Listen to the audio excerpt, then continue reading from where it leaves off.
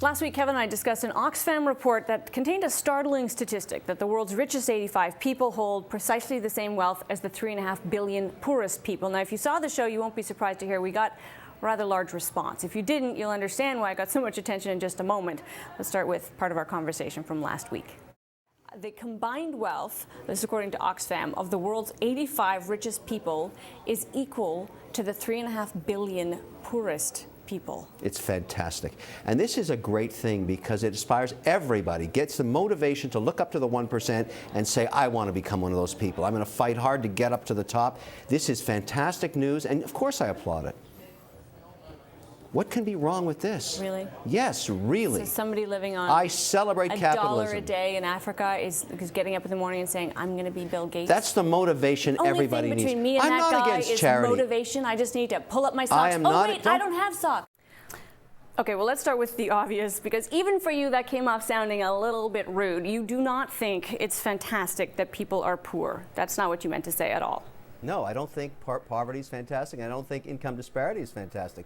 What I think is how successful capitalism has been over the last 100 years, reducing poverty and reducing income disparity. In the last 30 years, the number of people living on this globe in extreme poverty has been reduced from 42% down to 17%. Amanda, I want you to thank capitalism for that, because that's how it happened. Yeah, I mean, I knew where you were going even as we were having the conversation. You were focused on the wealthy and why that's a good thing. It's a mistake, though, that people make, and I would say people on a certain part of the spectrum who feel as though somehow focusing anywhere else is somehow anti-capitalist, anti-wealth. It isn't. To say the disparity is growing. So the fact that there are wealthy people, the Oxfam report actually makes the point that they're concerned there's something systemic about this. It's not that wealth is bad, it's not a zero-sum game, but that the disparity grows larger because the wealthy are controlling the systems, and that is the problem that we may need to address.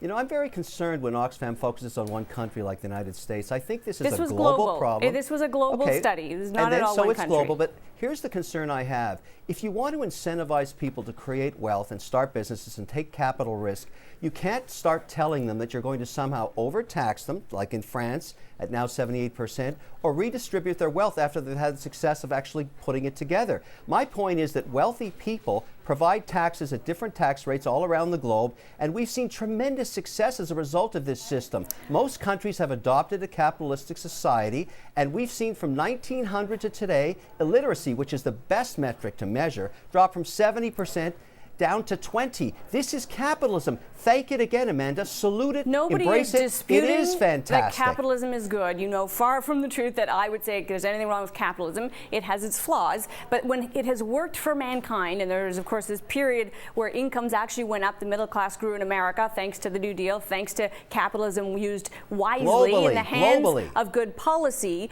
When it works is when policy drives it. It doesn't drive itself. It's not a driverless car. You actually need some thought around it. And you might be interested to know that places like China, in the Oxfam report, they talk about China, Pakistan, Nigeria, fast-growing economies where wealth is booming, the middle class is growing, the very thing you're talking about, the disparity is growing there too. So it isn't just a rising tide lifting all boats, it's lifting some at the top more. And the argument they're making is it's because of systemic issues, because the uber rich, they don't pay taxes, first of all, you know that as well as I do, and second of all, they control the political process, and that's where corruption comes in, that's where you start to undermine democracy, and that's bad for you as well as anybody else. The uber rich will not fare well, as they never have throughout history, when they start to undermine the systems that got them there in the first place. I can't agree with that at all. I'm not going to blame the uber rich, because the capitalist society will always statistically have a 1%. That's always going to be the case. But here's the real blame that I focus on. When you think about what really matters, and there's a very famous 1900 quote, it goes something like this: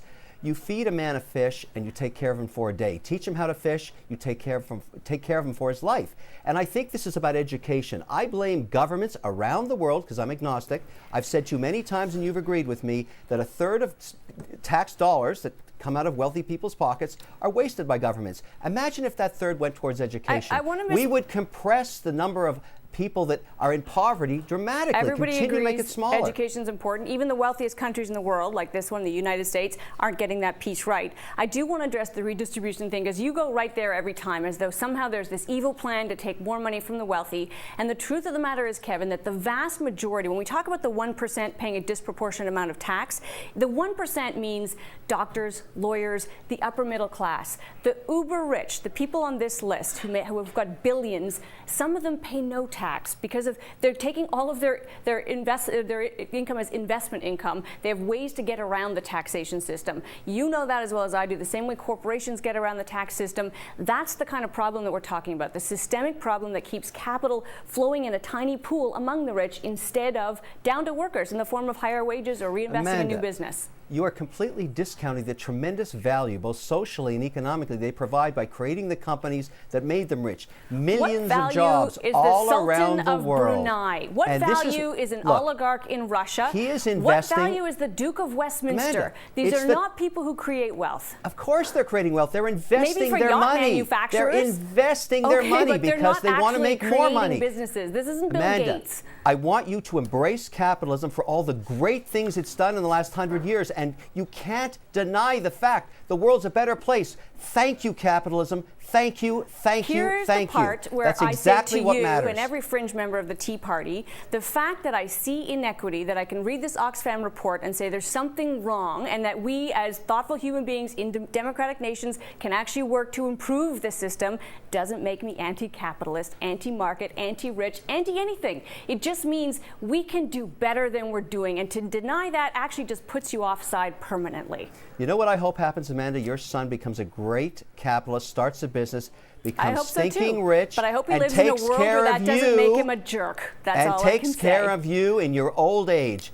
Maybe he'll help you out a little bit because he understands the big picture. I thought you were going to take care of me in my old age. Not anymore. You've really made me angry. You're aging me rapidly. It seems like it's the least you can do. You've learned so much from me. Admit it now. Yeah. All right. We got to go, Kevin. Have a great night.